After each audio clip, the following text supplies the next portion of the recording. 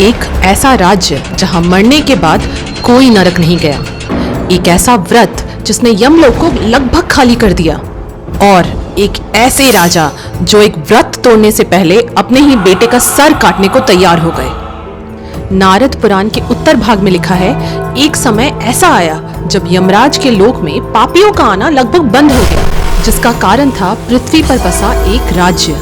उस राज्य के राजा थे रुक्मांगद, भगवान विष्णु के एक ऐसे भक्त जिन्होंने अपने राज्य में एक सख्त नियम लगा रखा था। एकादशी के दिन बच्चा हो या बूढ़ा कोई भी अन्न नहीं खाएगा। जो व्रत तोड़ेगा उसे कड़ी सजा मिलेगी। धीरे धीरे पूरा राज्य एकादशी का व्रत रखने लगा, और इसीलिए सभी लोग मरने के बाद यमलोक की जगह सीधे विष्णु लोक जाने लगे और यमलोक खाली होने लगा। घबराए यमराज सीधे ब्रह्मदेव के पास पहुंचे और बोले, अगर इस राजा का एकादशी संकल्प नहीं टूटा तो सृष्टि का संतुलन नष्ट हो जाएगा। तब ब्रह्मा ने रचना की मोहिनी की।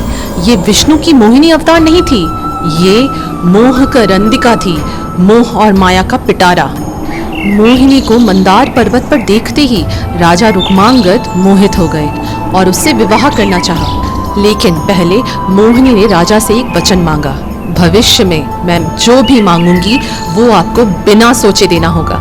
राजा मान गए। सालों बीत गए और फिर आई कार्तिक मास की प्रबोधिनी एकादशी, वही एकादशी जब हरि योग निद्रा से जागते हैं, वही एकादशी जिसका व्रत पुनर्जन्म से मुक्ति दिला सकता है।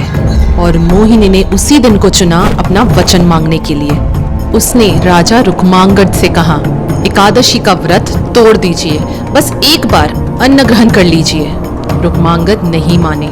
रुक्मांगद ने भी मोहिनी को दौलत, राज्य सब कुछ देना चाहा, लेकिन मोहिनी भी अड़ी रही। फिर मोहिनी ने विद्वानों और ब्राह्मणों को बुलाया। उन्होंने भी राजा को समझाया कि एक राजा का धर्म होता है प्रजा की रक्षा करना, ना कि व्रत रखना। लेकिन राजा रुक्मांगद फिर भी नहीं माने। तब मोहिनी ने कहा, अगर आप एकादशी व्रत नहीं तोड़ सकते तो अपने बेटे धर्मांगद का सर काटकर मेरी गोद में रख दीजिए। धर्मांगद ने अपनी तलवार निकाली और अपने पिता को दे दी। रानी संध्यावली ने भी एकादशी के व्रत को अपने बेटे के जीवन से ऊपर रखा, और जैसे ही राजा रुक्मांगद ने कांपते हाथों से तलवार उठाई, उसी समय भगवान विष्णु ने आकर उनका हाथ पकड़ लिया। उनकी भक्ति से मुग्ध भगवान विष्णु ने उन तीनों को यमलोक से मुक्त करके अपने दिव्य स्वरूप में विलीन कर लिया। तो क्या आप भी एकादशी का व्रत रखते हैं? Let me know in the comments.